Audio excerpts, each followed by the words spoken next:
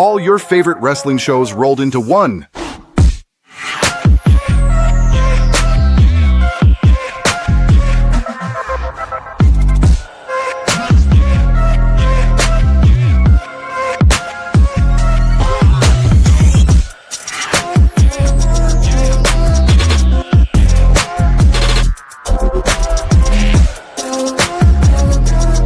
Welcome to the We Book It podcast. Let's start the show.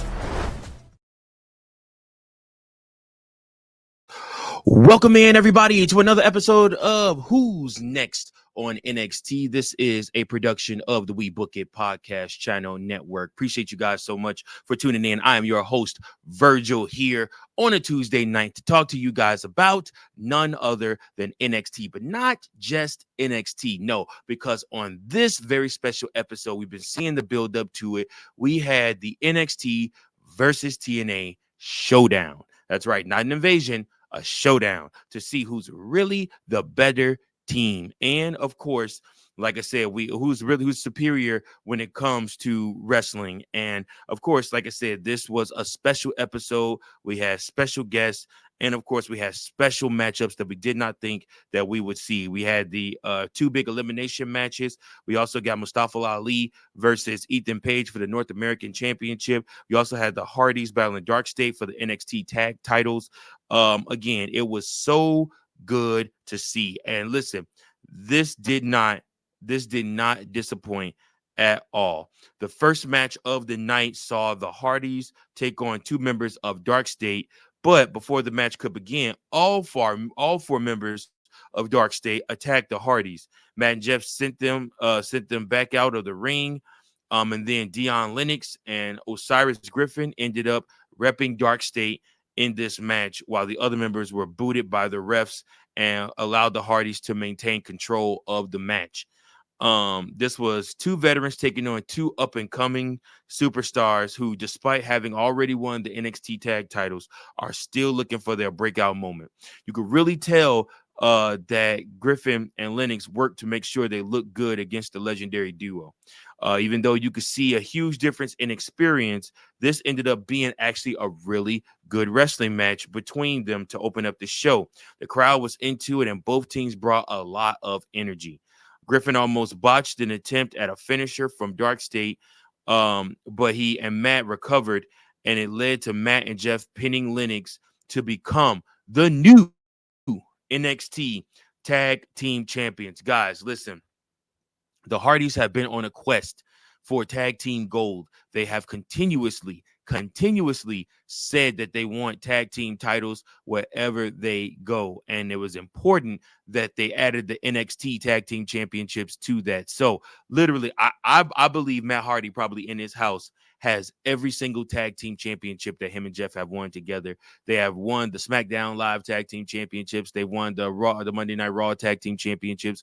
They won the WWE tag team championships, the WWF tag team championships, the World Tag Team Championships. They've won the NXT Tag Team Championships. Now they won the WCW Tag Team Championships. They did not win the ECW Tag Team Championships.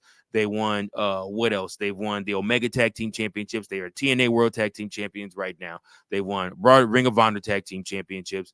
I almost think they've won the AEW Tag Team Championships. I might be wrong on that. I think I'll have to fact check that, but they literally have won every single tag team championship possible. So like I said, it was really cool to see the Hardys be back on the top. In case you missed it, Bubba Ray also tweeted out a picture after the match, the Dudley Boys glasses and them and an NXT contract behind them. So I assume that to mean that they're going to be coming after those NXT tag team championships next. Excited for that too. So we'll have to see what happens. So the next match was TNA versus NXT women's match. All week long, Jordynne Grace had been complaining that she was not a part of NXT versus TNA, even though she began her career with TNA and has recently moved over and signed a new deal with WWE to be a part of its NXT brand. So it feels like it was all the more important that she represent for this show and she be a part of this show. And then, of course, Ava found a way for that to happen. Ava made sure that that happened by announcing that that Jordan was going to be a part of this NXT versus TNA showdown by being the special guest referee for the women's 5-on-5 tag team match. So the first elimination match of the night featured the women in action. So it was Casey Lee, Jesse McKay, Amara Sade, and Kaylani Jordan, who made up Team TNA, versus JC James, So Ruka, Lola Vice, and Jada Parker, who made up Team NXT. Jordan Grace was your referee since she has experience with both brands. So Jordan and Jane started the match since they are the team captains. Here's the rundown of the eliminations in order they took place. So Sade eliminated Parker. Ruka eliminated Sade. Vice eliminated Lee. Vice eliminated McKay. Jordan eliminated Vice. And then JC Jane eliminated Jordan to win the match. It took a little while for this match to take place.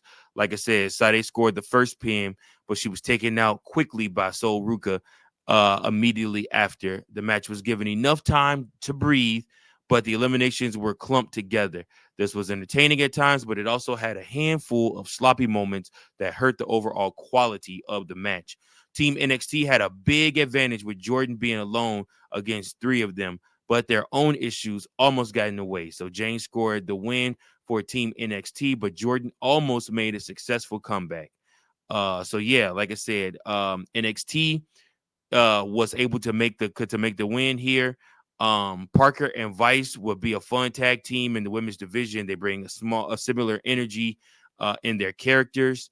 5 of the 8 women in this belt had a title belt, with Ruka having 2, which is hilarious. Again, like I said, Jordan's 450 looked rough. Just a couple of notes from that, but all in all, like I said, a pretty good match. I would rate that match probably like a B minus if I'm looking on the scale.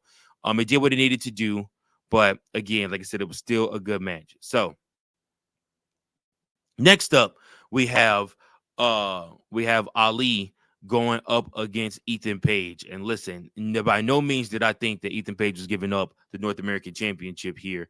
But he did a great job of making people believe in Ali and want Ali to win. So when Ali was released by WWE, he had already earned a shot at the North American Championship, and he finally got it 2 years later when he challenged Page for the belt. That's hilarious, dude. And I love the callback of that. That's really cool that they kept that storyline going.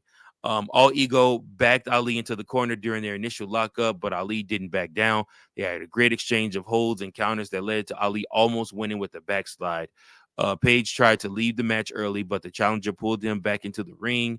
All Ego had the upper hand through most of the break, but Ali started making a comeback when he hit a sunset flip bomb in the corner. This was hard-hitting and exciting match that made both men look incredible. In fact, this might be the best match Page has had in months, if not longer. He and Ali worked perfectly to blend their styles for the bouts.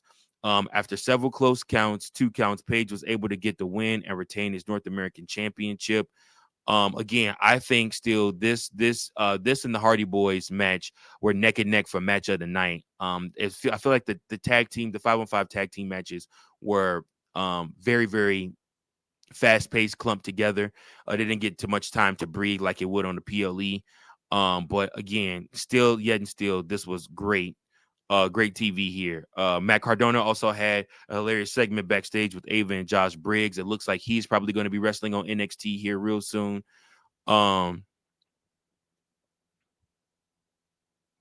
then we move on from that to the TNA versus NXT men's match. That's right. So Joe Hendry served as official for this main event. Javon Evans, Trick Williams, Miles Bourne, and Ricky Saints on Team NXT versus Leon Slater, Moose, Frankie Kazarian, and Mike Santana on Team TNA.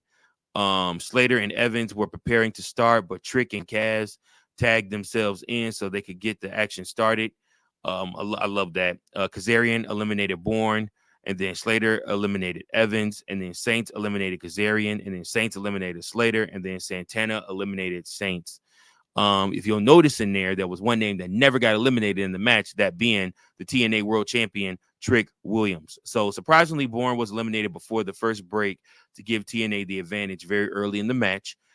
Even more surprising was Evans being the second man out. When Saints reached for a tag later in the match, Trick Williams left him hanging and then left the arena completely.